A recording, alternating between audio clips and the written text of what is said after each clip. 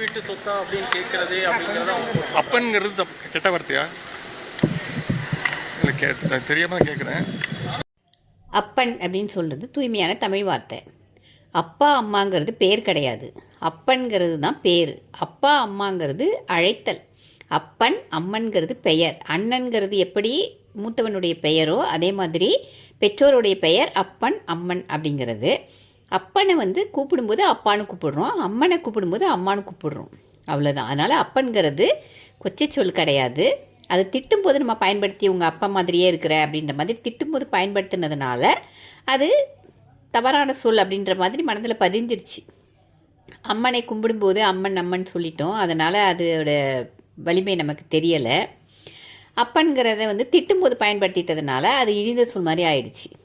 அதனால் அப்பன் அம்மன் அப்படிங்கிறது தான் பெயர்கள், அழைக்கும்போது அப்பா அம்மான்னு ஆகுது. அதனால் அப்பன் அப்படின்னு சொன்னால் தவறே கிடையாது.